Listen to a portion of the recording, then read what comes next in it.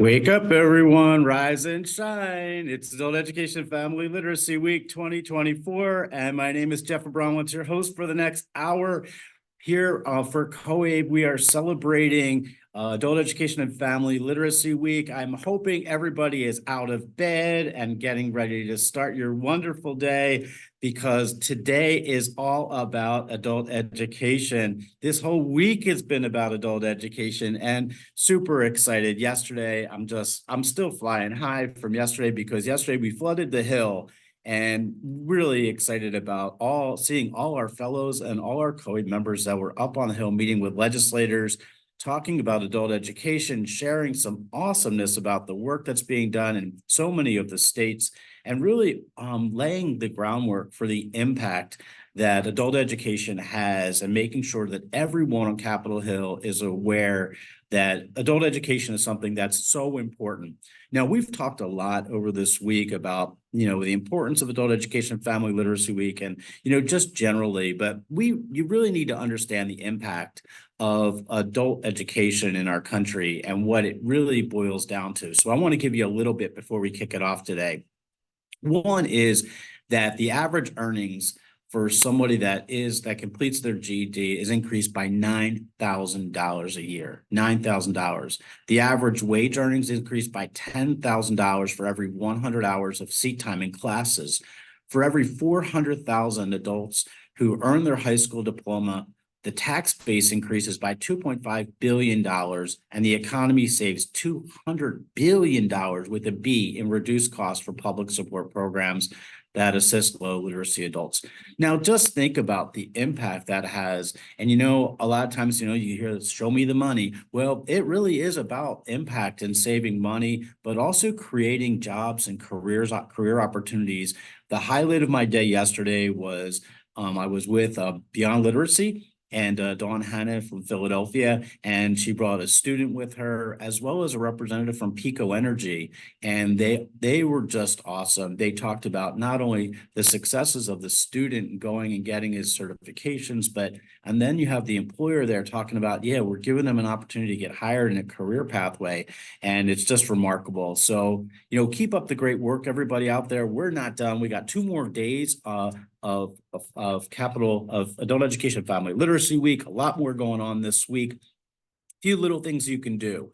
The first thing I want to tell you that you can do is sign the pledge. There's a pledge to support adult education that's on the COABE website, coabe.org, and we want to get as many people as humanly possible signing that pledge. So please, take a second, get on and sign the pledge for adult literacy. It's really simple. There's 10 really easy, basic items that are on there that just outline how important adult literacy is in our country. So that being said, we have a full morning for everybody, and thank you, Lindsay, for throwing the pledge into the chat box. There you go, making it even easier for you. Just click on the link. I want to bring on our first guest, because we're going to have some fun today. And our first guest is Mike Emery, and Mike is the director at Lake Region and Freiburg Adult Education, Area Adult Education. And Mike, how are you? Good morning. Good morning. I'm doing well, Jeff. It's good to see you. Good to see you as well. So Mike, we were talking before we got on the show today, and you reminded me that you are one of our rock stars. You are one of our SAAEF Fellows, the State Advocate for Adult Education Fellows, and so proud of all our fellows and the great work that they did yesterday, and they're doing across the country. So Mike, can you introduce yourself to our audience and tell us a little bit about what you do and what kind of work you do? Yeah, absolutely. Thanks, Jeff. So I'm Mike Emery. As Jeff said, I'm the director of Lake Region and Freiburg Area Adult Ed in southwestern Maine. So our program does primarily the biggest sort of student population that we serve is in high school completion. We have both a diploma program as well as high set. And then we also do a lot of pre-college work with folks who are, getting ready to go to college or go back to college. And then we also have, a number of workforce things that we do. Healthcare is a big need in our area. So we have, CNA programs and things along those lines. So So as the director, I have the joy of, basically getting to work with a small but great team to just sort of make those things happen every day. I love it. So the devil is always in the detail with really understanding programming. And when it comes to adult education, I think oftentimes you say adult education and people immediately think math and reading. And I think you take a bigger definition of adult literacy, adult education from your end. Can you give us a spin a little bit about how you see education play out in Maine? Absolutely. And I think you're right. So literacy and numeracy are important, but there are a number of other sort of skill sets that you really need to be, to just be a citizen today. So digital literacy obviously is a big thing. Also financial literacy. So I come from a teaching background, so I'm a big fan of the Teaching Skills That Matter toolkit, and so those sorts of sort of domain. So focusing on, not just math and, English communication, things like that, but also, people need to be able to use computers and use digital tools effectively today. And, we live in an information society, but that means a lot of, bad information getting around. So having information literacy, and that extends also to financial literacy, being able to understand sort of what's going on with your money, and be able to do that effectively. Yeah. So, Mike, I know you're a director of the program, and I'm curious, you see from the grassroots really what happens with adult learners. What would you say in your mind are the kind of top three challenges that adult learners face in our country? Sure. So, I mean, I think the biggest things tend to be, especially in, smaller rural areas, we have transportation is a major issue. There is not a lot of public transportation in Maine, and certainly not in our area. So, we have a lot of folks who are, relying on family and friends for rides. And, one of the solutions to that could be to do more remote work, but that can also be a challenge in some rural areas where there's not great, cell access, and there's not great, broadband. And then, childcare is another thing as well. So, you can have transportation, you can have, good tools for remote, but if you've got kids and, you don't have somebody to watch out for them, it's going to be hard to focus on your education. So I think those Yeah. are three of the big ones. So I agree. I actually am going tomorrow. There's a place in Baltimore, and I don't want to give the name out because I'm not sure that they want it out there or not because of the flood that they would get. But they actually take cars. They take old cars and rehab them for students so that their students so students can use it as transportation. And they make them so the cars are almost brand new, but it takes out one of those big pieces that often we forget about is getting them into class is one thing, but getting them to the class, well, that's a whole different game. And transportation is usually is a big issue sometimes. You mentioned something in your opening. I thought that was really interesting too. And I've been pushing this for a number of years, and we're really beginning now to start to dig into the reality that I call it and then what? And my and then what is you get your high school equivalency, and then what? Like, what's the career? Where is it going to lead you to? And we're finally beginning to connect those pieces between labor and a career pathway and adult literacy, adult education. Can you talk to us a little bit about what you're doing at your facility, and a little bit about how you see the interplay between the two? Yeah, absolutely. So, we think it's really important to try to find ways to connect, literacy, and to connect high school completion to what folks are going to be doing afterwards. So, one of the things we did with our diploma program was to shift to a proficiency-based model that allows us to, give some credits for folks who are doing workforce training. So, for example, we had one of our graduates this past year, walked across our stage to get her diploma in June, but in April she was walking across that same stage to get her CNA pin. So trying to find ways to really build in options, for folks to be doing workforce training and really getting kind of on the job experience when possible while they're going through high school completion. Yeah, that's why things like IET, the integrated education training, make such good sense because it's actually putting a math teacher in a room teaching fractions right with a carpentry teacher teaching carpentry. And it just makes good sense. When you make that connection, we're starting really to put those pieces together in a really meaningful way. I love it. What would you say if you had I give out my magic wand. I give it pretty liberally, I guess. But I'm going to give you my magic wand today because I'm curious, as a director of a large program that's really doing some great work, what is it that you would want to change? And how would you go about trying to do that? For sure. I mean, Besides unlimited funding, yeah, right. Yeah. everybody I wants that. mean, funding obviously is important. I mean, I think, what nationally, K-12 students get, $10,000 per pupil. And in Maine, I think we get about 300 in adult ed. But, I think just as important as that, and one of the things that really could help us get more funding, is a better understanding of kind of who we are and what we do. I think people tend to have ideas about, what adult ed is, and sometimes they're accurate, sometimes they're outdated, maybe based on what the field looked like 30 years ago.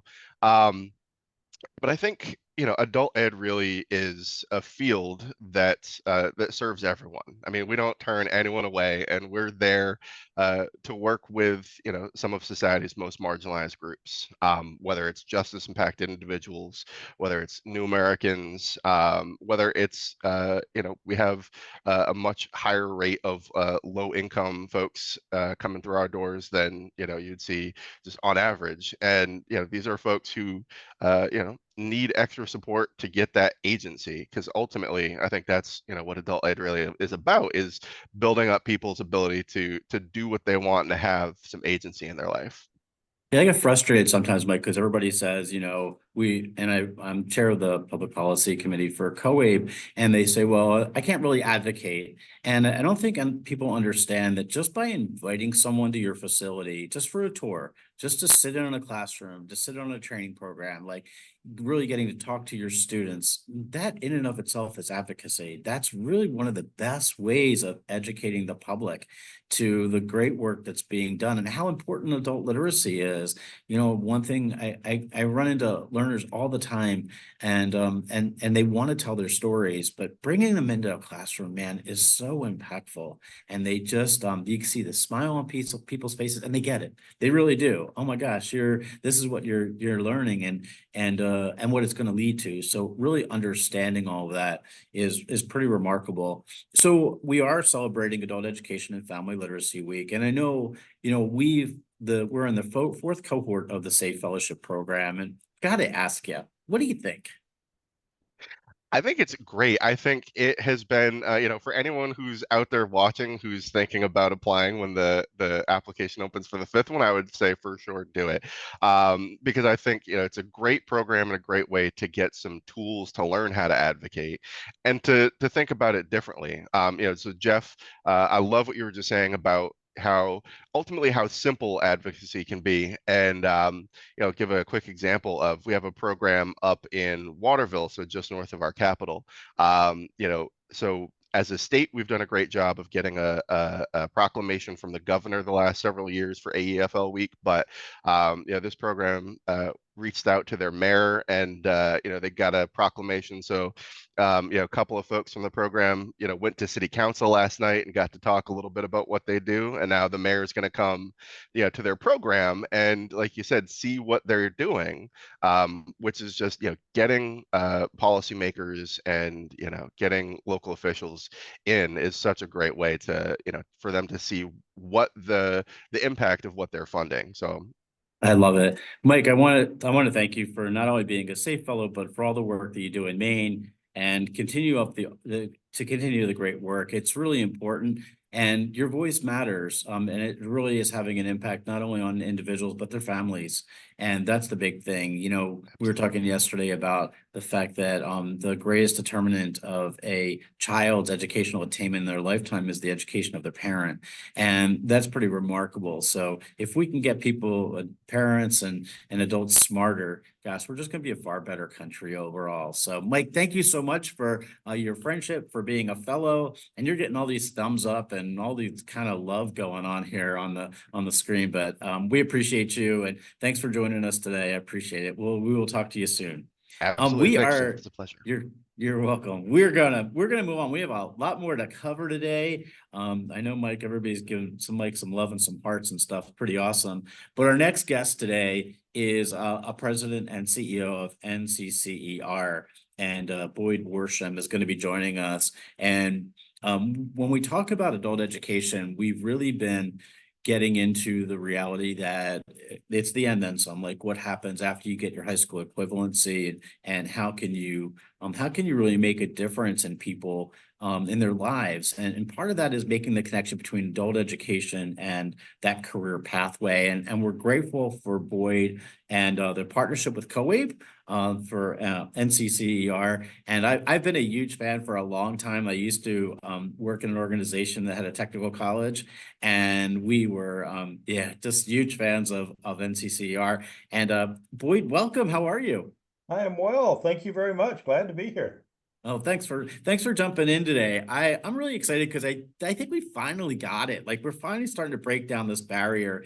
And I will tell you that I was overly ecstatic at COABE conference this year when I walked in and saw that you guys had this just gigantic booth at the conference, and we're a big sponsor of COABE's. And first of all, thank you for that and your partnership. But it really sends a loud message across the country about how important it is for education to lead to a career pathway. Yeah. And I was wondering if you could just start us off by introduce yourself, tell us a little bit about NCCER and what it is and what you guys do. Okay, be glad. Excuse me, Jeff. Be glad to. Thank you for the introduction. Yeah, my name's Boyd Worsham. I have the privilege of leading NCCER, really the National Center for Construction Education and Research. More simply stated and more commonly stated as NCCER, but I have the privilege of leading the organization. We are based in North Central Florida, in the Gainesville, Florida area, because we're affiliated with University of Florida, but we work with universities and many other educational institutions and organizations all over the country. We are a not-for-profit 501c3 construction education foundation, and have been in existence about 28 years now. So looking forward to our 30th anniversary around the corner. We are, as I said, based strictly on construction, which I think is great for adult education, right? There's so much opportunity. And I think, Jeff, where I had kind of my aha moment was for so many years, for 38 years, I worked for a large construction and engineering firm based in Jacksonville, Florida, which is my hometown, and was very successful at recruiting out of the high schools in our area and the other educational institutions in our area. But I got to tell you, those were relatively small numbers from a scale perspective, right? I was pulling out the best 4 or 5 carpentry students, best 4 or 5 welding students, and bringing them into my construction operations in my organization there. I kind of had this aha moment of, wow, this adult education piece is where we need to really be focusing even more, right? That's not, believe me, we'll continue to focus on the high school space, the K-12 space, but why don't we really focus on what COABE does every day and what all of your member organizations do and your local programs do to really figure out how do we get those that are ready to go to work now, working faster, quicker into careers that can change their lives and making a bigger difference for industry, and much more rapid and expeditious difference for industry than we're sometimes able to make in the K-12 space. Yeah, it's just crazy how important it is when you make that connection. But NCCER is one of those places where, our learners are getting that next step. And I saw the light bulbs go off while you were talking, by the way. I also see the construction helmet in your background, which I think is pretty cool. But it's really getting people into that career pathway and understanding that, you can be self-sufficient, but you need the math and reading skills to help you get there. You need digital literacy skills. You need all those pieces of the puzzle. But for the longest time, we provided people with a high school equivalency. We worked hard to get them their GED and work with them, and then kind of left them hanging. And now we're realizing, gosh, there's great places like NCCER that can give them a certification and help them move forward. And that to me that's the game changer. There right now are more jobs in our country than there are people to fill them.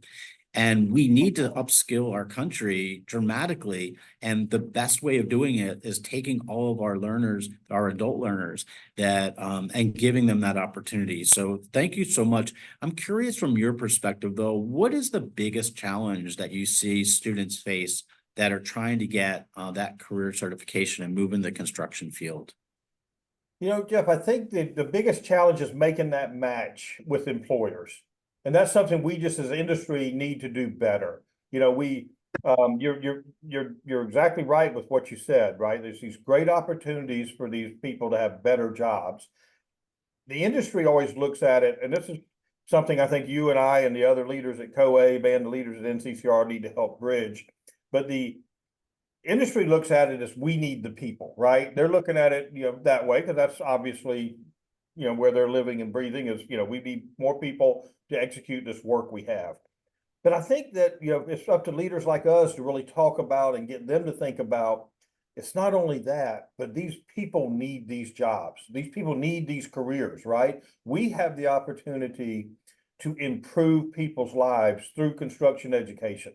And then we need to, once they've taken that leap and they're learning the industry, working towards credentials, we need to find ways to absolutely match them with careers that suit them and companies that will value them and make that difference to kind of round out this whole circle, right? It's the ultimate win-win. Industry needs them, their lives are improved, and quite frankly, Jeff, they're improved for the rest of their lives because they have a career they can do something with that's portable, transportable.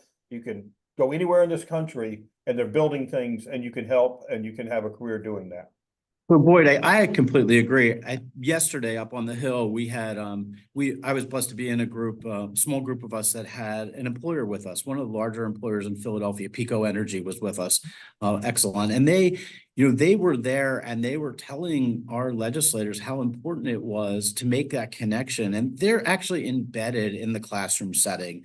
Like, they're helping students succeed, but they're teaching them what they need to know to be successful at the job, at the career. Like, this is what you're going to need to know. And I think you're right. I don't think we do enough connection with employers. I love to see employers embedded in all of our classes.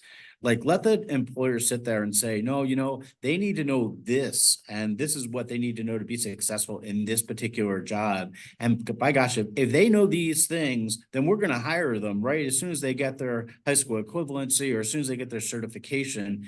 We don't do enough connecting the dots with employment. And I do think that it is a brutally important piece of that puzzle.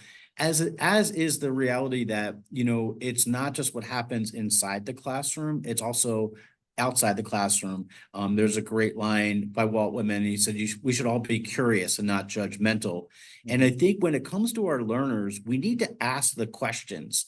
And you hit something that just struck me, which was, not having somebody do something because they have to do it, but because they really want to do it.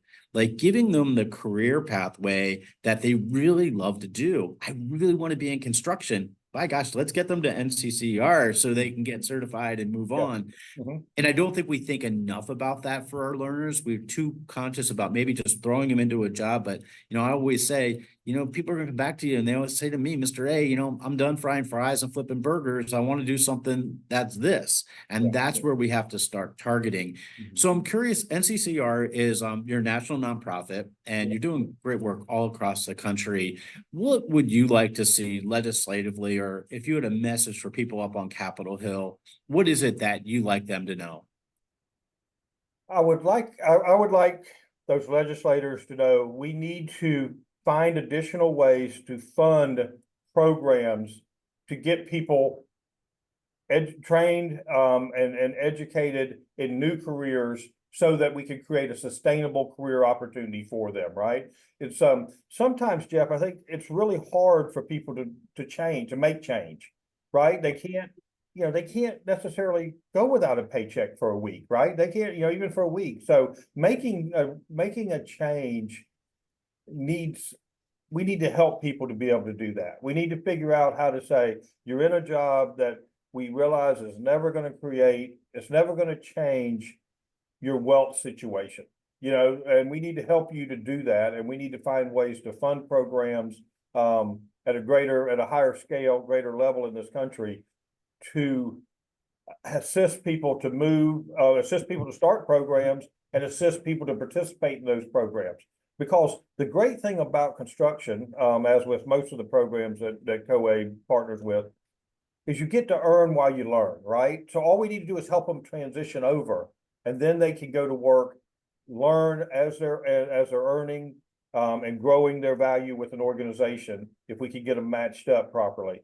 And I don't think it's that hard to do, because what's happened, Jeff, I think, is many organizations, it's kind of like everybody's waiting for the other person to call, right? The employer needs the people. They're not out there necessarily talking to the programs that can serve the people, send them to people and help them to make those connections.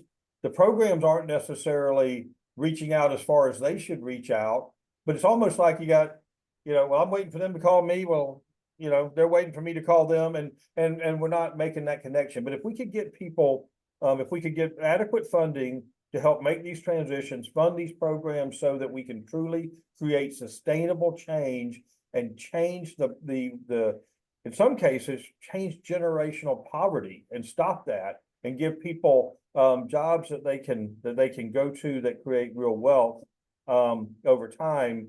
I think that's really powerful. And Jeff, there's so many places in this country where COABE serves, where we serve, and that opportunities are limited, right? And one great thing about the construction industry is there's not much that holds you back but yourself. And those jobs are portable, they are transportable, and you can go to the big city. If you live in a rural area, you can go to the big city and work, maintain your home in the rural area, and come back to that. But in some of these rural areas, there aren't job opportunities that will ever change the trajectory of that family's wealth and income earning. And so we bring that with construction, and that's one thing I think is really powerful. Yeah, I think it is too. And I also think that, construction's been saddled with this idea that it's very physical labor and that there's not a next step either. And I think those are wrong. I think that when you're in the construction industry, I know a lot of people have moved on to get their engineering degrees, go post-secondary and move all the way up the ladder as supervisors, owning their own companies, entrepreneurship, like all these great things that happen is a wonderful field for adult educators to adult learners to progress and move on to. And again, it is a very sustainable wage. Before we go, I'm just curious, what do you see in the future of NCCER? Like where are you going to dive into next? Well, our big focus, there's two pieces of it. The biggest focus right now is really delivering learning in a different way. We've been, like I said, been in business, been operating for 28 years. We have a massive portfolio of content in 40-something different crafts, as well as much content in supervisory and leadership material for the industry. But we need to find a way to deliver it in a more efficient way, in a way that meets the learner where they're at. So obviously that excellence in that digital learning space is where we're working towards very quickly and headed towards that very rapidly. And the other is working with COABE and other partners to bring more people into the industry and to make those connections and be a catalyst for those connections that we need so badly, Jeff. Absolutely love it. Boyd, thank you so much for your partnership, for your friendship, and for being with us. It's remarkable that that we're making these connections, and COABE is leading the charge, but right alongside us is our partners like NCCER that's just doing great work. And when Adult Education Family Literacy Week is all week, it does take a village to make change happen. And we need more of you guys out there that are willing to step up and say, you know what, we want to be in the game. We don't want to be on the sidelines. And we appreciate you being in the game and really helping our learners know that there's a pathway for them after those classes and that education piece. Learning never stops. It always keeps going. Yeah. Thank you again for being with us and being part of Adult Education Family Literacy Week. And we look forward to seeing you at COABE 2025 this year for sure. Okay, well, great. Well, thank you for inviting me. It's a pleasure talking to you. Have a great day. You got it. Thanks Okay. so much. Bye. So we are going to move on. We have some more. We also have Tierney Fairchild in the house today. We're going to get to her in a little bit. I'm really excited about having her live. But the next people that I'd like to, if we can bring them both on. There you go. So these are two of my favorite people in the entire world. And it's so because, and Tierney is here too, she's included in it. But the reason is because both of these people were unbelievably impactful for me in my lifetime. Because when I had first gotten involved in COABE, I had literally no idea what I was doing. Like I knew nothing about, I was coming in as raw as you could possibly be. And Kristin Hempel and Laurie Kierstead-Joseph were both there saying, no, you need to know this and just sit here and be quiet for a little bit and you'll learn, you'll pick it up. And they guided me along the way. And how are both of you? Doing great. Happy to be here today. Awesome. I'm so glad to see you guys. It's a great way to rise and shine. We should do this like every day. Just get on a podcast and just smile. And it's all good stuff. Laurie, we're going to start with you. So Laurie, I want you to introduce yourself, but Laurie is the Associate Vice Chancellor, Adult Basic Education for college and career at Pima Community College, which is like just unbelievable. If you have an opportunity, I just want you to Google Pima Community College because they are just doing, first of all, they have the most awesome fellows on the SAAEF Fellows. That's first. But second is that they do some just tremendous work when it comes to adult literacy. Laurie, how are you? I'm doing great. Thanks. Thanks for having me. It's great to see you. And I'm curious, we've gone through some Capitol Hill days and really been up as an advocating for adult education. But first, can you share with us a little about the work that you do and our audience and why Adult Education Family Literacy Week is just so important? Sure, absolutely. Thanks again for having me. You gave everybody my title, so I'll just tell you a little bit about what the team at Pima Community College does. So we have a large adult ed program. Pima is a large college in a metropolitan area. We serve about 4,000 adult learners a year. Those adult learners might be working with their high school equivalency diploma. They might be an immigrant or a refugee who's seeking to learn some English so that they can all get onto college and career. And I'm just really proud of the work that we do at Pima, especially the work in integrated education and training models, both at the post-secondary level and leading up to post-secondary level, those models that pair the basic skills and the career training at the same time. So that's what we're doing in Pima Community College. And I just have a really incredible team that I get to work with over there, including our amazing SAAEF Fellows who are forever fellows, right? They're never going away. They are so active. It's great.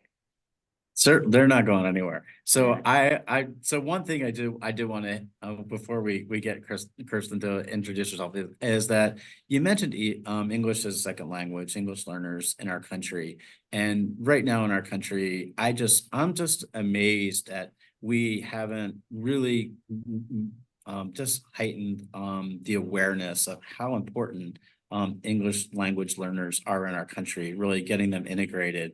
And I'm curious, I know you guys are doing a lot of work with ESL and getting those students, but from your perspective, and I'm curious, what is it that we really should know about our English learners, English language learners in our country, and how can we really elevate the importance of that? Yeah, thanks for asking that. I think whether folks are immigrants or refugees, there's just a huge number of adults in our country who are already here, who are already working, who many of them come highly skilled from their home countries and are ready to get to work and are just looking for maybe a little bit more English and then an opportunity to get to work. One of the things I was looking at recently, I was trying to get updated on the numbers, at least in my state. And often we focus on in Arizona, there's about 600,000 to 700,000 adults who need a high school equivalency diploma, but there's another 400,000 folks who don't speak English very well, who are ready to get to work and just need a little bit of a leg up in that space. So, Yeah. and the one other thing I would say is that the population demographics, if y'all are following how many babies we're having here in this country, the workforce of the future, we're not going to grow them all. It doesn't look that way, right? Because there's this birth dearth coming. And so I think immigrants and refugees and adults who are already in the workforce are really the workforce of today and tomorrow. Absolutely. I was read a statistic recently that within the last year, we actually have more non-English speaking adults in our country than English speaking adults. And that's remarkable. And yet we just don't call it out, and we don't highlight how important it is to help people learn the English language and really integrate into our communities. Kristin Hempel, you are just a rock star. I'm so grateful that you took some time today. Can you just introduce yourself and a little bit about the work that you do in East Connecticut? Sure. Thanks, Jeff. Thanks for the shout out. It's always a pleasure to talk with you. I think that you two are both the rock stars in the room personally, but and I really appreciate all that you've been doing in terms of leading the way around what we're doing in adult education, and particularly around returning citizens. That's another really important group to be talking about as we're talking about upskilling and reskilling, et cetera. But at EASTCON, so I'm the director of a regional program. There are about 21 towns in our region that we serve. A couple of them are small cities, but a lot of it's very rural. And we provide the mandated services, basic education, high school completion, multiple different pathways to do that, as well as English language. And we do the IEL civics and preparation for citizenship. And we also have IET programs. One important difference, I think, between some of the work that Laurie's doing and what we're doing is in Connecticut, we are not part of the community college system. And so we're located in the K-12 system. So it's a slightly different perspective and relationship. And I'm just always thrilled when we can come together from those different perspectives and talk and share and figure out how to make those pieces smoother for everybody in our programs. Yeah, so that's a really super good point, and something that we should understand as a nation. We're here in Washington on Capitol Hill and talking to legislators, but just about every state runs a little bit differently. It's different in Arizona as it is in Connecticut, as in Pennsylvania, and every state has their own nuances, their own, and I think there's a benefit to that to an extent, but there's also something that, I think I'll call for some more uniformity and accountability across the country to make sure that everyone is getting access to funding equally and they're getting the resources and tools that they need.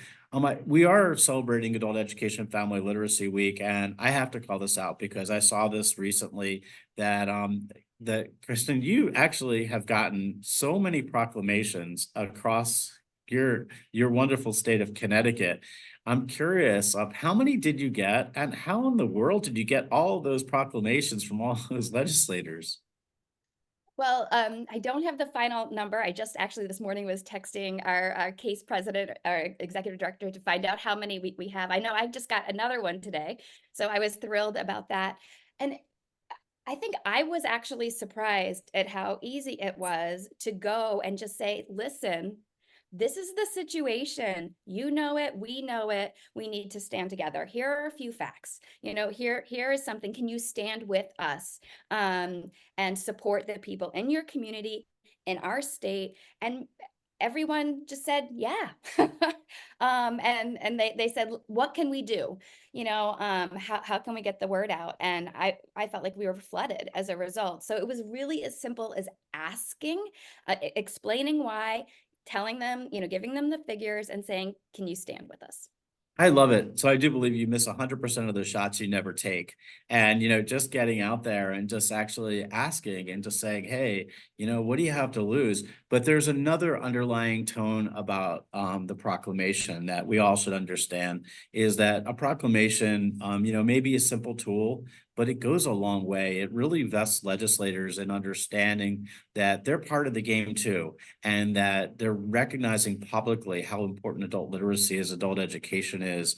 Laurie, we're in Adult Education Family Literacy Week, and we're up on the Hill, making arguments about funding and WIO reauthorization and all these kind of technical things from a legislative end. But, from your eyes, what is it you want legislators to really know?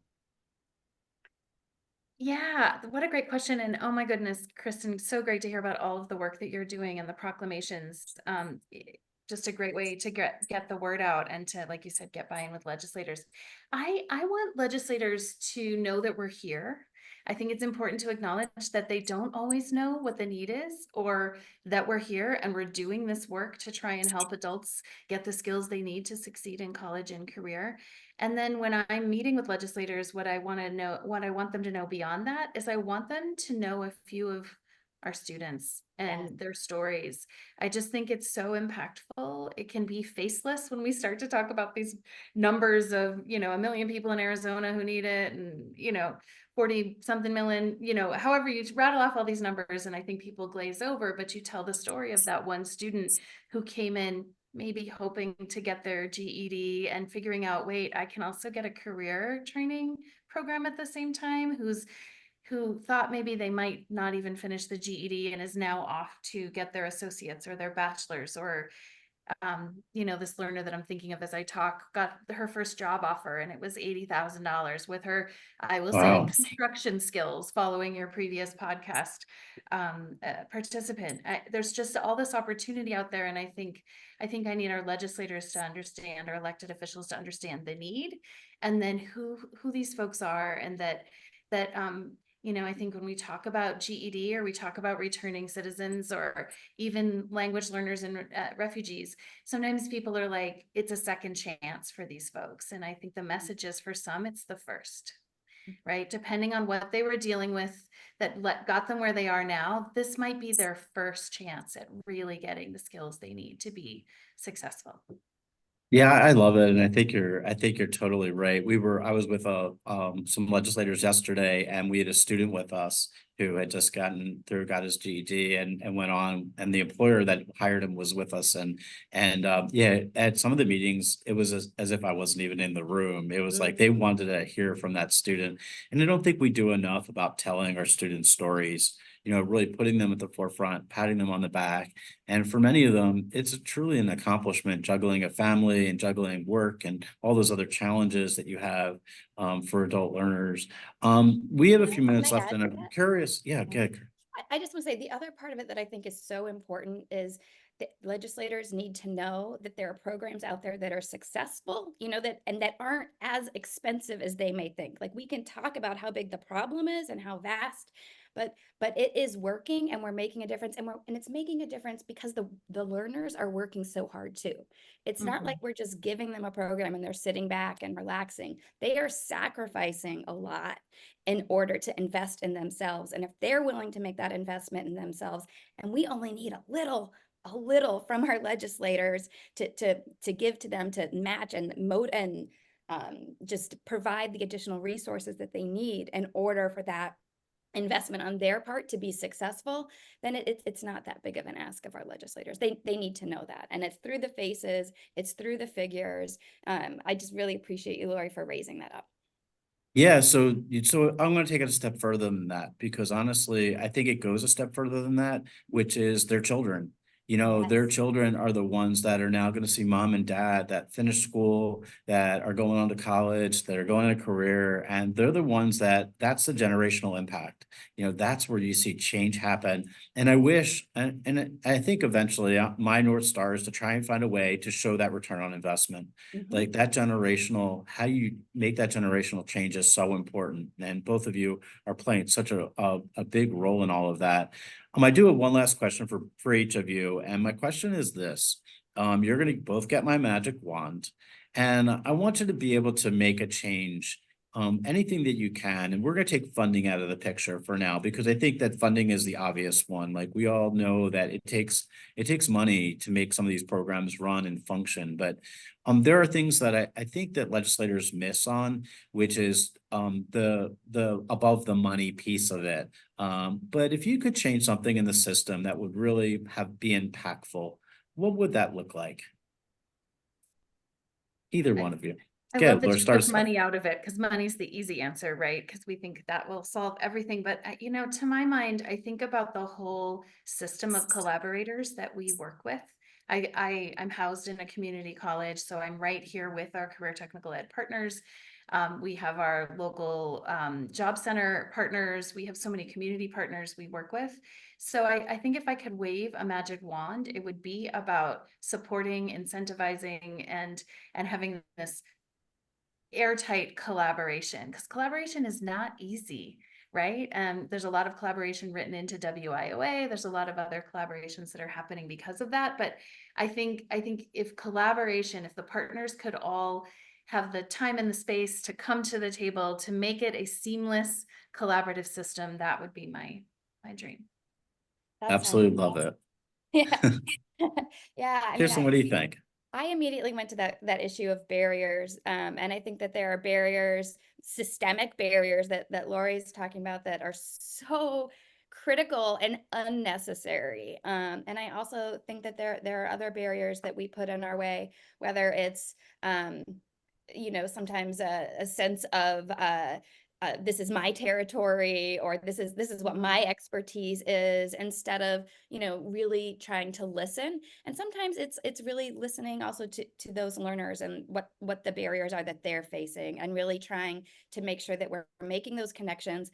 Sometimes when we're trying to help a learner, get access to childcare or transportation, the hoops that we're all jumping through, right? But those barriers, those that are beyond the educational lens necessarily, but they're so essential to be addressed in order for that learner to be able to be in our space and be focused and know that their family's safe and that their needs are taken care of, so that they, that their Maslow's hierarchy of need, right? We need to make sure that the people in our classes are fed.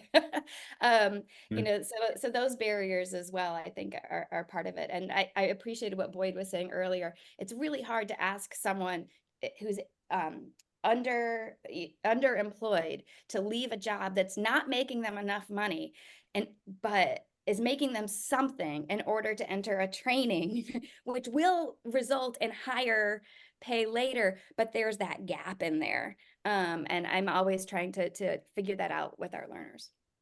I think that's so, both of you, super great points. And I do think that we have to be curious from our learners and ask those questions, why, what's challenging them and how can we help them?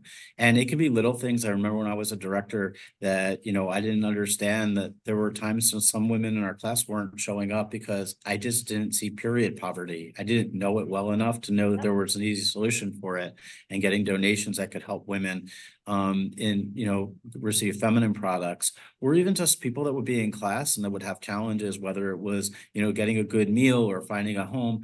We have to, as educators, understand that our classrooms go beyond the walls of where the seats are, and we have to help people succeed outside of the classroom for them to succeed inside the classroom. So you both are just doing amazing work, and I cannot thank you enough on behalf of not only your learners, but of COABE and the entire educational community across the country. You're both leading the charge, and we're following you. So we're getting noticed and change is happening. So thank you both so much.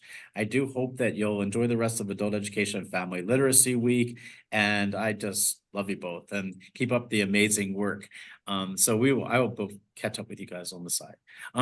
We have a special guest in, but thank you both. We're gonna go live today. I have a guest with me, so you don't have to backstage, you don't have to do anything, but I'm gonna see if I can get Tierney Fairchild is with us today. We're gonna make room for her here, and let's see if we can get her in our camera range. See if we can just move this a little bit. There you go. Okay. We're just gonna put you front and center. How's that?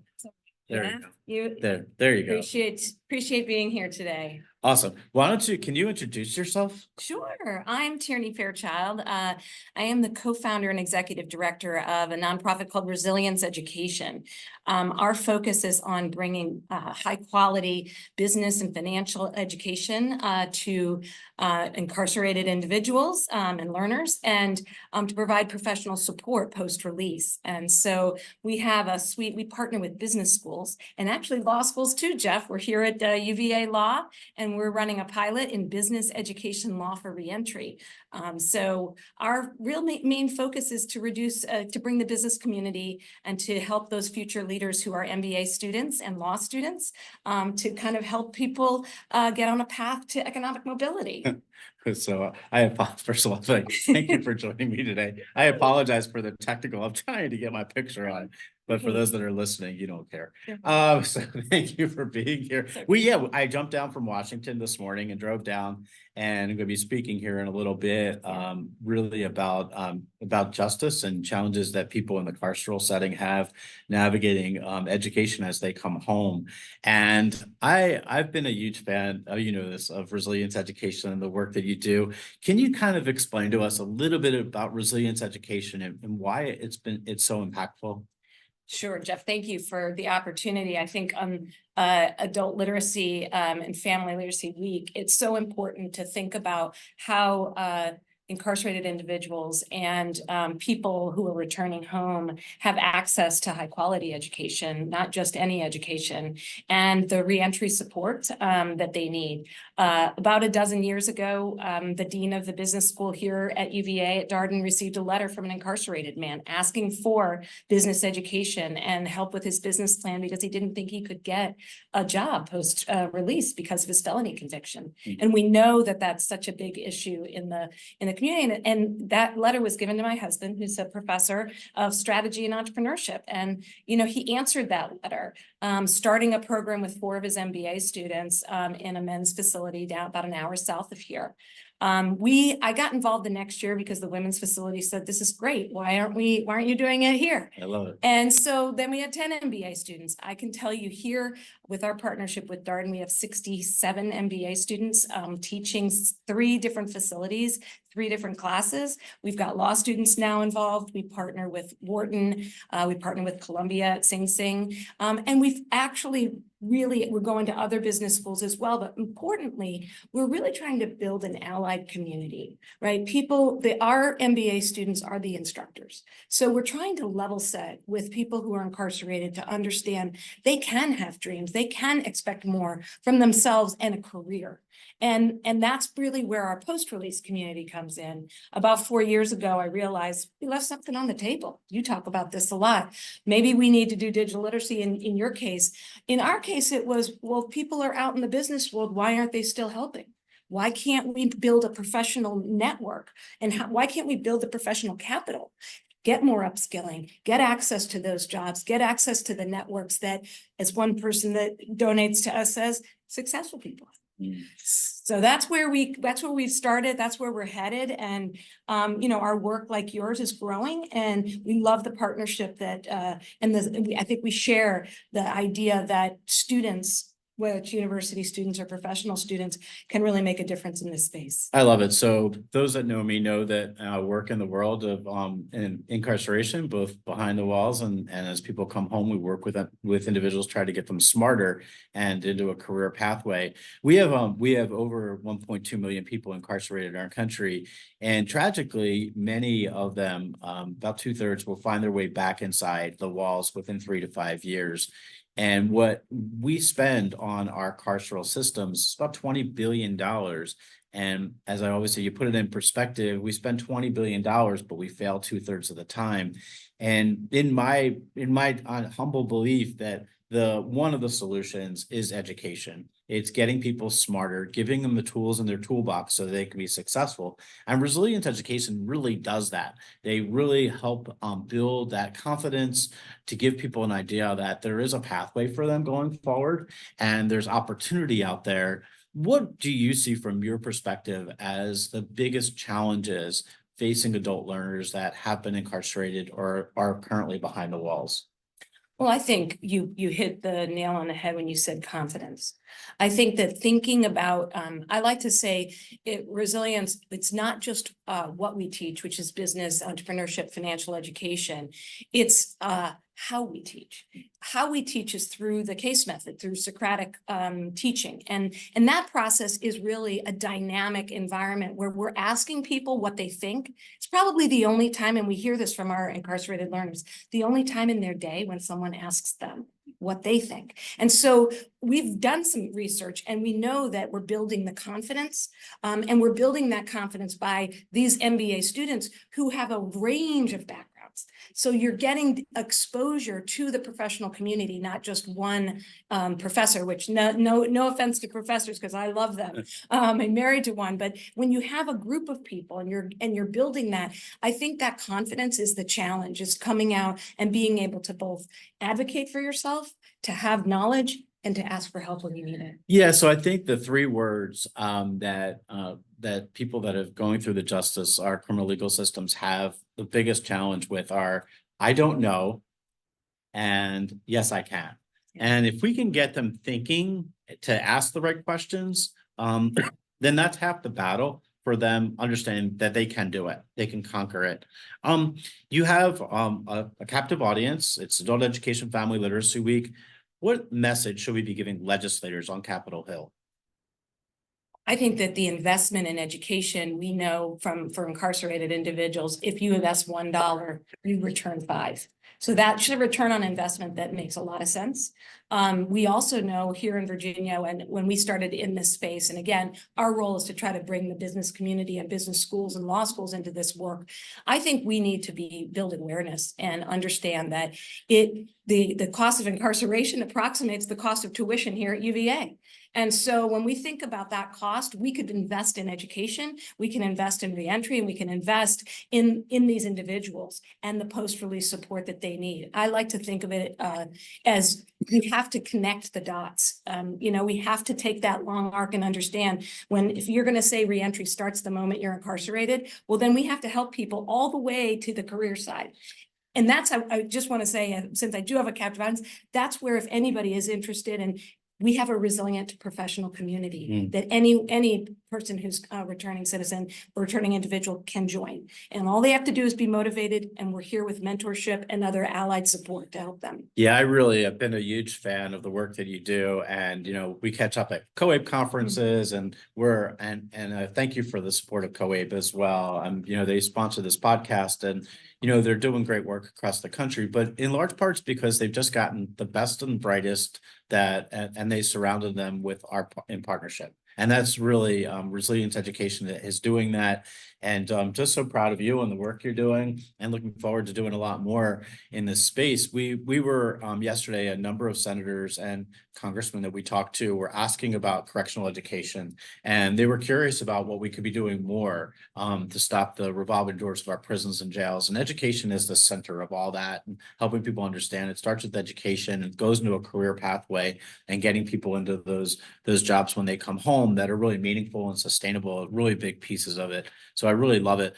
I'm curious before we're almost at time, but I just wanted to ask you if you there's a lot of success stories that we have, that I have, I know that you have, and the work that you do, but is there a story that sticks out in your head that you want to leave us with that just says this was a success for me? Sure.